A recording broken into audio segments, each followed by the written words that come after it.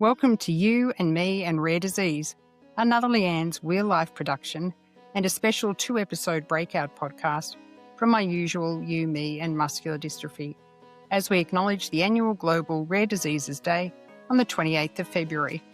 We'll begin this short series with insights from Nicole Millis, as Chief Executive Officer of Rare Voices Australia. We will talk about the work that Rare Voices Australia does, how rare disease is classified, and the prevalence of rare diseases in Australia. You'll be surprised. You'll hear short yet significant viewpoints from 6 more people, all with a different rare disease, as we tackle the importance of a global, dedicated day of acknowledging these very often misdiagnosed, misunderstood, and life-altering diseases. I'll end the series in episode 2, throw my own 2 cents worth in. I do hope you find these 2 episodes enlightening. Please share these, as the more we highlight this part of our community, the greater compassion and understanding we'll all have whether or not we have a rare disease. But first, some valuable insights from Nicole Millis, CEO of Rare Voices Australia.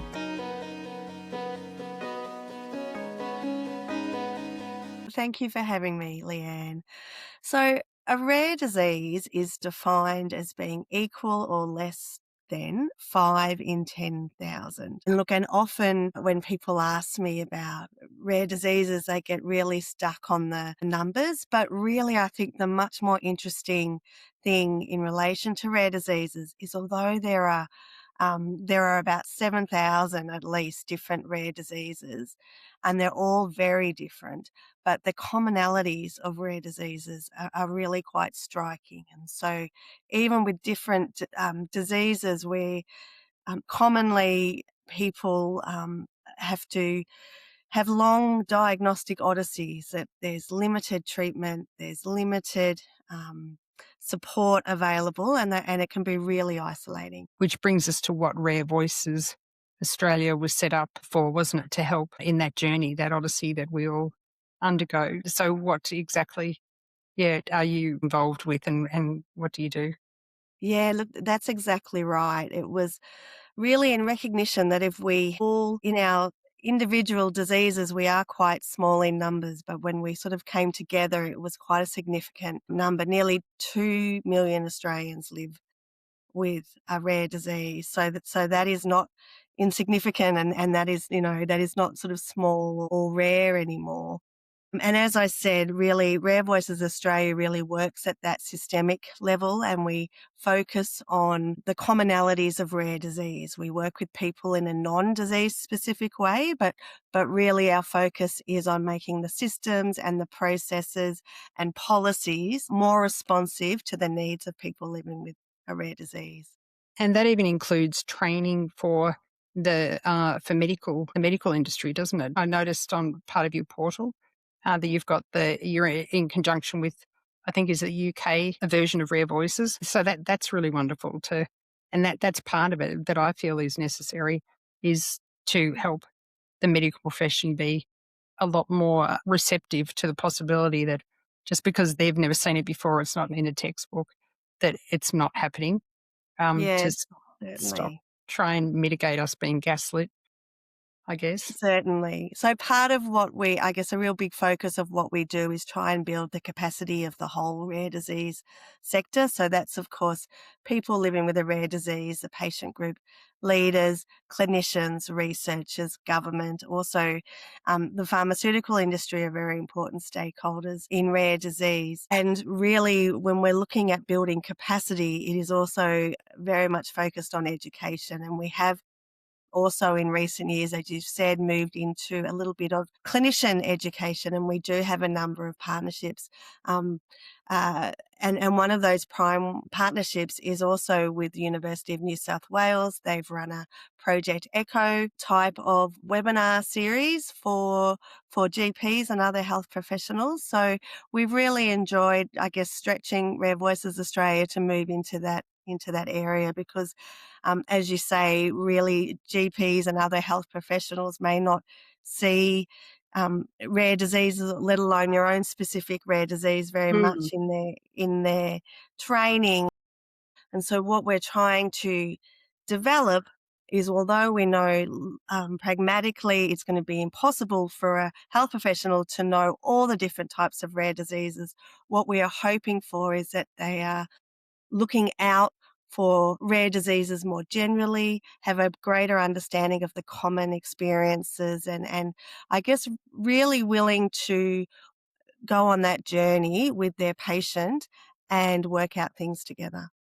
Great. And it's even very helpful.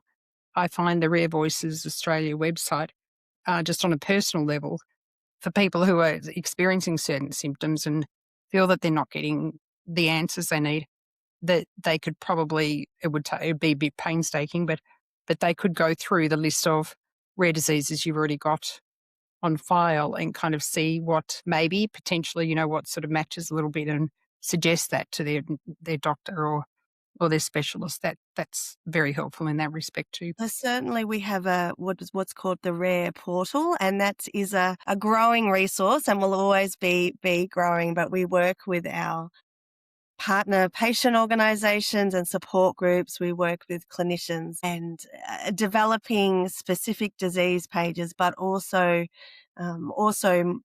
I guess non-disease specific pages that we have to fill the gap in rare disease knowledge, both at a disease by disease level, but also a much broader level as well. And that we think is the most, I guess, effective way to approach an area where there is such an information gap. Are you able to tell me, in terms of Rare Voices Australia, what a disease is? Like, what's the definition of a disease? I always thought my condition of muscular dystrophy was a condition and a disease was, a virus or something like that. Is there a definition framework that you use? Yeah, so look, different people use different terminology, and I think that certainly Rare Voices Australia understands that there's pros and cons of each.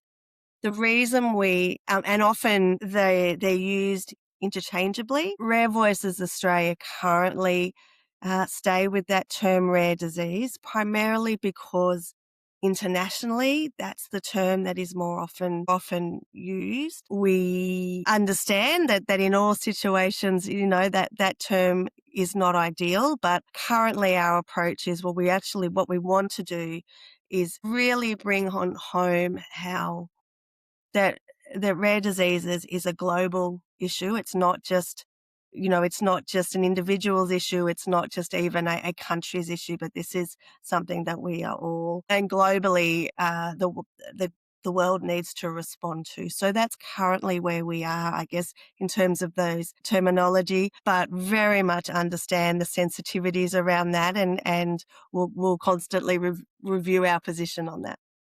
It's a huge day in our calendar, and I think one of so important is because it's a global campaign.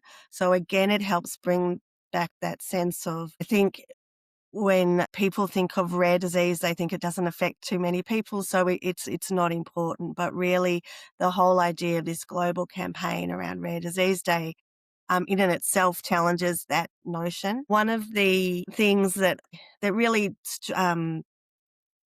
strikes me and was really important in terms of Rare Disease Day is that one of the original aims of the day was to raise awareness, not just generally, but particularly with policymakers. And so they're our governments, they're our departments, they're our people that are setting policy that really makes an impact in lives of people living with a rare disease. And for me, and particularly for Rare Voices Australia, which, as I said, we're really an advocacy organisation, but not an individual advocacy organisation, very much at that system level, and we do a lot of political advocacy. So I really appreciate that focus around Rare Disease Day. It helps us to sort of come together and to, gives us an excuse to knock again on government's door, on all our different systems' door, and say, hey, what are you doing for us and for our needs in the rare disease community? What programs or anything are happening that you know of, events that might be of interest to to our audience that, that you're doing this year and perhaps every year? So one of the big key things that often happens in the rare disease sector, which is just lovely to see, is obviously often there are a lot of different people will organise illumination. So you might see different landmarks being lit up to mark the day, which I think is really nice, and certainly the broader community very much get behind that. From Rare Voices Australia's perspective, we see it as an opportunity to stay really true to our focus. And so one of the things that we always do is we hold an event in Canberra at Parliament House.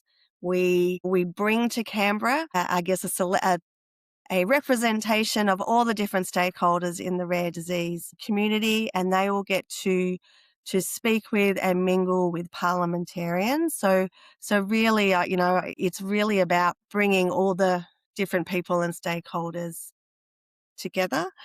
That's an event that gets bigger and bigger every year. We're getting an increasing number of parliamentarians come. We get an increasing number of Department of Health and also now some disability Advocates or allies? or bureaucrats as well, Right, which is yep. good. And then all our wonderful partner organisation leaders. So, it's a really great day. From our end, we feel like there is a real great groundswell now around the day, and the profile of the day is increasing. And I think I know that you talked about the importance of clinician education. I think one of the other areas, particularly recently, that have been really important for Rare Voices Australia is that we have increasingly done work around and advocacy and services around disability.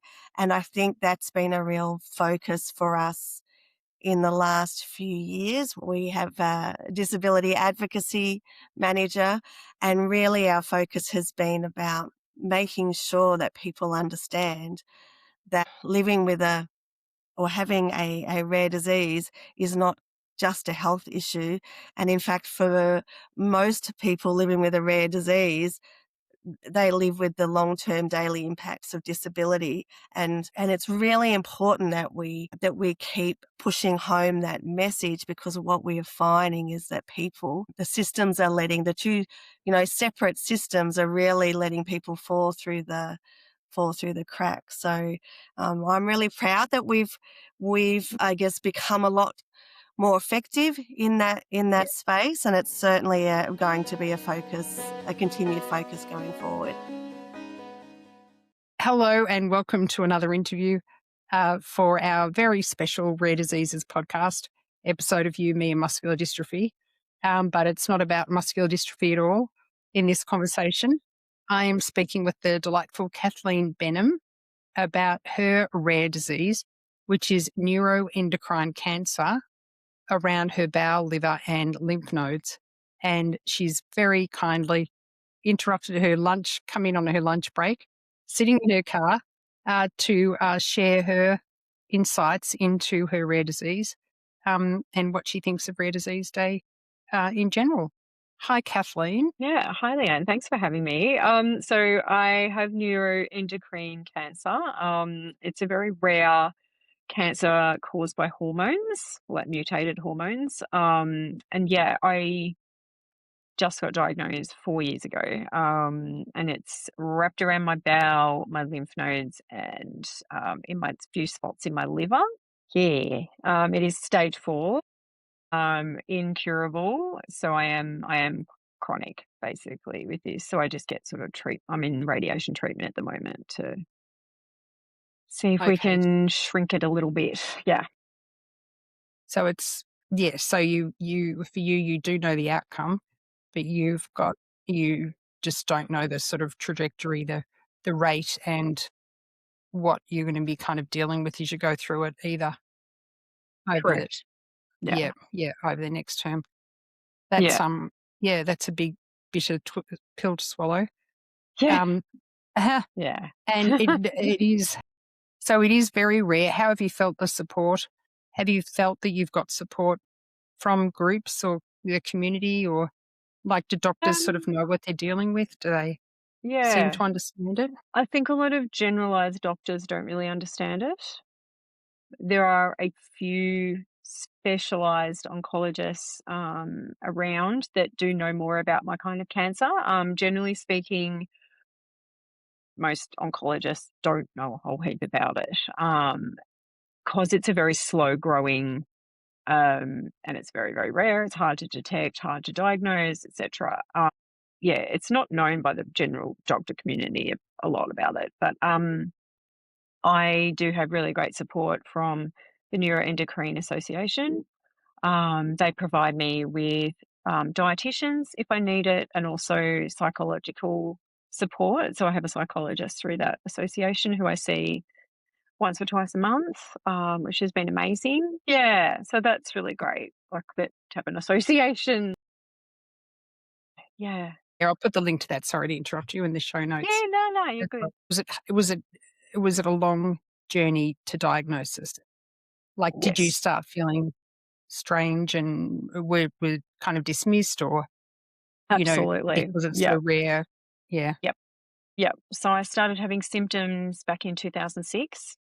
So having, just like what people would call IBS, bowel symptoms, lots of pain, all that sort of stuff. I went to a gastroenterologist many, many times, and he just told me it was all in my head. Nothing much you could do. Go and see a psychologist because my kind of cancer can't be found on a colonoscopy because it's outside of my bowel, not in my bowel.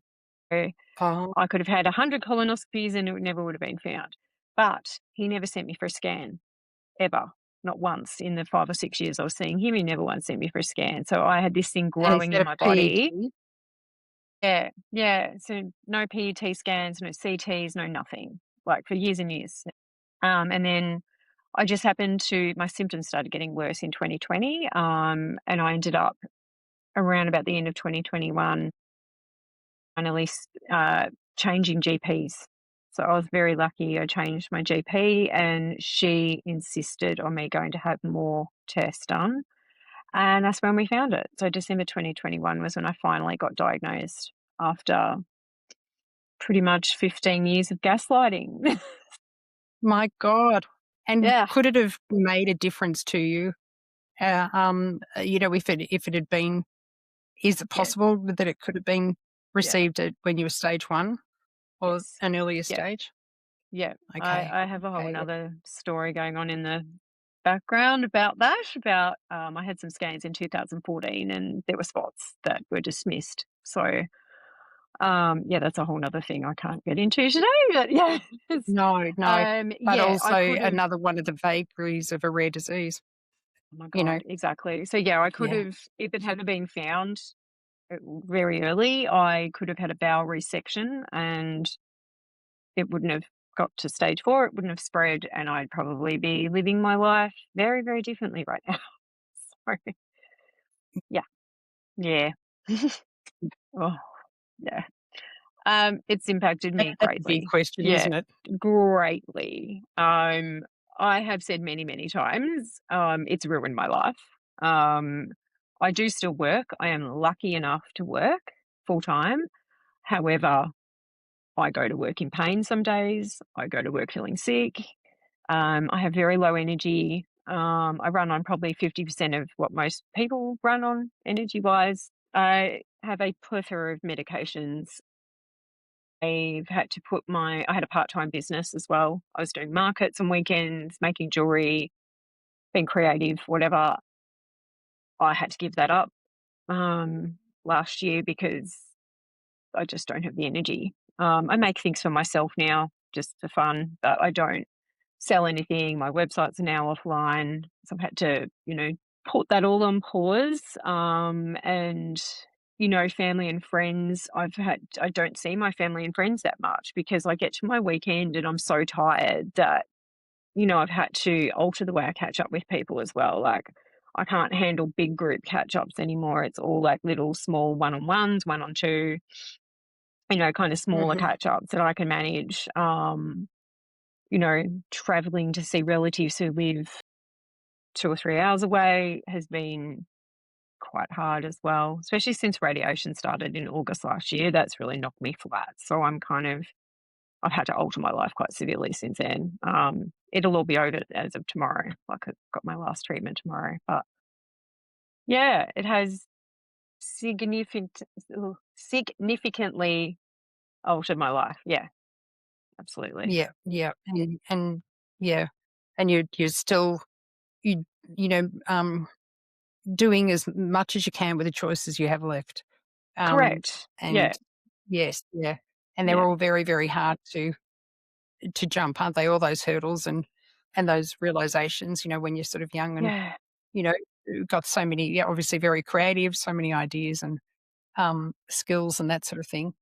Yeah. Yeah, Absolutely. it's a very tricky time. Um, and what is the importance, do you think, of having an annual Rare Diseases Day, if any? I mean, for me, it's recognition of my rare disease. When people look at me as a cancer patient, they just assume I'm doing chemo. They assume my treatment will be over soon and that I'll be cured. They assume I'm like every other cancer patient. And then I have to explain to people constantly, no, mine is rare. Mine is also not aggressive. Most people don't know that there are non-aggressive tumors out there, and there are. There's lots and lots of them. Uh, and just having that recognition. You're saying, so having a non-aggressive tumor doesn't Mm, necessarily make it an easier cancer to Lord, deal no. with? No. No, absolutely not, because I don't have that remission promise, or not a promise, but that I don't have that possibility of having remission like a lot of cancer patients do. I'm Mhm. stuck with mine. I get to keep mine. So, um, Yeah. and having recognition out there in the community is, I think, an amazing thing, because obviously it's not just about me. It's not just about cancer. There's so many other rare disease patients out there that, people have just never, I'd never heard of, Ehlers-Danlos syndrome. Sorry. I had not heard of that until very recently. I've started following a lot of chronic illness pages and, like trying to sort of build up a little bit of a community online and whatnot, so I can feel understood, in Yes. my rare disease. And yeah, I've found a really great connection in some of those, just, even Instagram pages, Facebook groups, whatever, with other people that have chronic illnesses and rare diseases. There's like a nice sort of communal feel about it. We need to feel a Yeah. connection, don't we? And I Oh, think you've 100%. helping others that are going to be listening to this, to hear your story, hopefully feel connected to, and also the other way, to help others who might never have anything to do with cancer, although most of us will at some point or another, whether it's Yeah. us or someone close to us. But Yeah. understand there are still within the cancers so many, types and rareness, and just to sort of have some compassion, I guess, for what Absolutely. people are going through. Yeah. Yeah. I think that's it too. It's the community, but it's also an understanding of others, from others, that they can see what you're going through and they can get a better understanding of it as well, because I feel like rare diseases are so misunderstood. Um, and it's that whole invisible illness thing that a lot of us have going on. Like, if you looked at me, you don't go, apart from my headscarf because I have thinning hair because of radiation, you wouldn't be going, oh, she has cancer. Like, I just walk around in society quietly doing this thing, and surviving my life, but as other rare disease patients do. And, no one would know. The other thing I think is that even if they do wonder, is she wearing a scarf because she looks cool, because you do, or is it because you've got cancer? That shouldn't make a difference anyway. That should just be No. also another accepted part of your humanity and our collective humanity, not judged, not ridiculed, not prejudiced against. Thank you so much. Thank you so much for having me. Kelly Berger and Avery Roberts, both of whom have congenital muscular dystrophy. Today they're sharing their rare disease means for them. Hello, Kelly and Avery again. What is your rare disease? We both live with the ultra rare form of muscular dystrophy called congenital muscular dystrophy, specifically collagen 6, which is a subtype of CMD. And we are both power wheelchair users. And that just basically a quick CMD overview is it means that it's usually at or soon after birth. So it's something that we have always lived with. And the severity level is kind of all over the board as far as, whether you're able to walk or use a mobility device. And a lot of it also has some respiratory insufficiencies. So some of us are reliant on breathing equipment, either daytime, nighttime, or both. And I'll pass it to Avery if she wants to add on. It's echoing what Kelly said. It's a rare genetic disorder of the muscles that causes the muscles to really break down faster than they can repair or grow. So it affects muscle strength and muscle development. A lot of, well, since it is congenital, it means that we've had it since birth. It just kind of depends when it shows up in life. It could show up early onset, it could show up late onset. Everybody's severity level of it is different since it's a progressive disorder, and a lot of our community members are mobility device users, more specifically wheelchair users. Kelly and I are power wheelchair users. But I think it's just important to say that it doesn't really affect, our intelligence and that kind of stuff. It's merely just a physical disability, and it's not a limitation on who we are or what we can contribute. But I think a lot of people hear of Duchenne muscular dystrophy, muscular atrophy, maybe even Limb-Girdle muscular dystrophy, and so congenital is just kind of in that line too, under the umbrella. Just a cousin. We're basically cousins. Mhm. So, Yeah. so what does living with your rare disease mean for you? Do you think it's changed your life significantly or influenced your work or hobbies or relationships, mental health? I think it just means that we navigate the world a little differently than most people. As we mentioned, we use a power wheelchair, so we come with wheels. So that's obviously a Uh, main thing that differentiates from others. But yeah, and I think just relying on assistance with care, so just day to day activities that we need help with, is kind of, I guess, the main thing of how that looks a little differently than most. And I would say that it has impacted me more so in that it's given me more of a voice and step into advocacy to know that I have to fight for the things that I need more and harder and stronger. So it's made me, I guess, work harder, grind harder to be able to do and achieve the things that I have in life. Yeah, it drives me, but it's every day is a challenge and different, but it's definitely something that I'm up for and I'm proud to be. So yeah. that's great. I love that, Kelly. I think living with a rare disease has absolutely shaped my life, but not in the way that I think most people would assume. Yes, there are, logistical, you know, realities that we deal with, like doctor's appointments and, access barriers and navigating systems that were obviously not built for you and set you up to fail. But it's also shaped, I would say, my purpose in life, my sense of purpose. It directly influenced my work. I advocate at the federal and state levels because I've experienced firsthand how policy impacts access to care and equipment and quality of life and funding that we need, federal funding. I speak about access and accessibility because I've had to fight for it. We have to fight for it every day. It has even influenced my work in the entertainment industry as a, professional dancer. I'm constantly challenging assumptions and misconceptions about what disabled bodies can do. I don't dance in spite of CMD. I dance with it, embracing it. I think also if it weren't for my rare disease, I wouldn't have met, the incredible people that are now in my life, like Kelly, like my friends, like my boyfriend, like just stuff like that. So it has changed. So has it changed my life? I think completely, but it's also given my life direction in a way and just a sense of purpose. Right. And what do you think, if any, what do you think the importance of a collective rare diseases day is?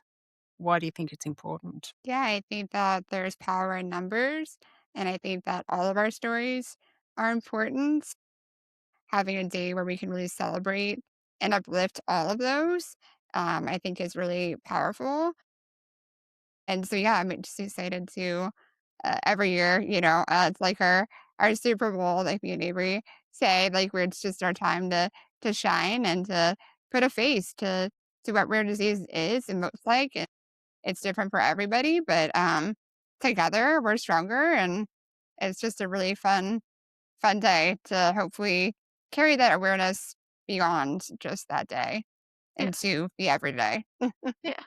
That's kind of like what Kelly and I say, like, as much as, Rare Disease Day and Rare Disease Week is such a fun time, it's just so, our rare disease community just kind of comes together so united. Like, I look forward to it. It is like our Super Bowl, but I think we hope that the awareness, the lighting up buildings, like that kind of stuff goes beyond just the last day in February. And I think Rare Disease Day is powerful because individually rare conditions can be and feel isolating, because they are rare. You might never meet someone who lives with your exact diagnosis, but collectively, rare diseases are not rare at all. There are over 300 million people living with rare diseases worldwide. And I think that when we come together as a collective, kind of like what Kelly said, we shift from being like a small, fragmented community to like a global, like powerhouse, a global force. And it just goes back to like visibility and funding and research and policy. But yeah, it just reminds people that access to care, to early diagnosis and representation, authentic representation, aren't niche issues. They're public health issues, really. And for patients and families and, affected individuals, it's a moment to really feel seen and heard. Here we are talking to a fellow Geelong resident, Leah Alstin, who is happily married mother of two, co-running a busy household with her husband and many other pursuits. She has an infectious energy and joyfulness and is sometimes guest on our local radio station, Geelong's Pulse FM. She's a fierce advocate for her rare disease and shares her day-to-day life with dignity and candour on Instagram. I'm delighted to welcome Leah Alstin to our Rare Diseases special podcast episodes. Leah, what is your rare disease? Hi, my rare disease is called Friedrichs Ataxia, or FA for short. In Geelong, I'd say, or at a guess, there might be 5 people who are living with FA. So it's a neurological genetic condition, progressive. It affects balance, mobility, walking, talking. It affects the way we use our arms, our heart, something you can't see. Most people with FA have diabetes. So it pretty much affects everything except for our ability to think. And is there a typical age that you get FA, that most people get it, or? Yeah, most people are diagnosed in their late teens. I was diagnosed at 17, which was, yeah, pretty average. A lot of people are being diagnosed quite young now.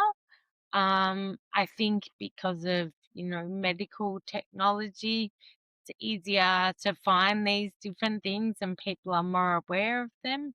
But yeah, I was 17. Does it affect women over men more or anything like that? No, Different? pretty even. Pretty Yeah. even. Mum and dad both need to be carriers of their gene. And then there's a 1 in 4 chance of their children having FA. So my mum and dad both carried it but never knew. So 1 in 100 people carry the gene for FA and never know. And then, so I got it, but my brother and sister don't have it. And then I guess that goes on to my kids. So my husband doesn't carry it. So that means our kids won't have the FA. But they could be carriers Yes. themselves. Yes. Yeah. Yeah, they'll have one of the genes. Yeah. So what has living with your rare disease of Friedrichs Ataxia meant for you? Has it changed your life significantly, influenced decisions? Yeah, 100%. Oh, gee, I could talk about this for hours. I Yeah. won't. But Well, I put a link to your Instagram anyway at the bottom so people can find out more about your journey and life with FA a bit yeah, more anyway. But I guess when I, broadly speaking, yeah, mm, so I've gone through many stages of, I guess you'd call it grief. So when I was diagnosed at 17, I was in denial for probably 10 years. So just pretended that it wasn't there, went to uni, became a primary school teacher. Life was getting really hard physically, but I just pushed that away. And mentally, I was going crazy because I knew there was something major happening to my body, but I just didn't want to think about it. Then when I was around like late 20s, 30s, I started to accept FAs where I broke my ankle quite badly. I was in a wheelchair for a long time. I had a 1-year-old and a 3-year-old. So I had to start accepting that there was something going on and accepting help. And then I'd say from the age of maybe 38 to now, 42, I accept FA and I ask for help, and I've changed my career, my way of looking at life. I use a wheelchair now, and my wheelchair is like my best friend because it allows me to do whatever I want. So, yeah, definitely changed everything in my life. and you're an ambassador for Friedrichs Ataxia, so I can imagine you'd be a pretty fabulous ambassador too. So that would have been another level of acceptance to. So you dove right into it, like you accepted, and then you thought, well, I'm here, so let's be part of it. And Yeah, I thought, well, I've got this, so I need to be able to help others. Because I guess what I went through, I've been through depression and all the different stages, and it was awful. And I thought if I can help other people, then yeah, that would be life changing for them. So yeah, I do everything now and I love it. good on you. Yeah, that's great. And you're still helping people here as well to understand, what a rare disease is, but also, like there's over 7,000 rare diseases in Australia. So their rare diseases as a whole aren't particularly rare, you know what I mean, as a collective. So, Mm. Anyone listening, they may get diagnosed at some stage or have a loved one. So it's great to have a further understanding of, of what FA is all about. So what do you think, if anything, is the importance of a collective Rare Diseases Day? I think it makes, like you said, it makes people more aware of these things because they can arise, whether it's personally to you or someone you know, and they can arise at any stage in life. And I've seen that a lot in the last few years with different friends being diagnosed with different things. And if we can just make that diagnosis a bit softer for people, because it's hard. It's an awful thing to go through, and I guess you and I and many other people, we're in it, and we kind of get it a little bit. You have just listened to episode 1 of 2 episodes acknowledging Rare Disease Day, brought to you from me, Leanne Watson, from Leanne's Will Life. This little 2-part series is called You, Me and Rare Disease. To learn that a rare disease is classified as such when the prevalence is less than 5 people in 10,000, and that there are over 6,000 known rare diseases that affect up to 5% of the global population, doesn't sound like a huge amount on its own, but equates in Australia alone to an estimated 2 million Aussies living with a rare disease. It's quite mind-boggling. We have heard and will hear in episode 2 about the length of time to diagnose for almost everybody with a rare disease and the difficulty the medical profession have with being able to identify a rare disease. It's really heartening to hear that Australia's leading peak body for rare disease, Australia, is making great headway with the policymakers of our country. That's when you heard from Nicole, the CEO of Rare Voices Australia. I hope that you found some sense of connection or understanding or just a little bit of knowledge from those interviews with Nicole, Kathleen, Kelly and Avery and Leah on their experiences and thoughts about their rare disease and the need for a Rare Disease Day. Tomorrow in episode 2, you'll hear from 4 more people who are all living this rare disease life. Until then, take care.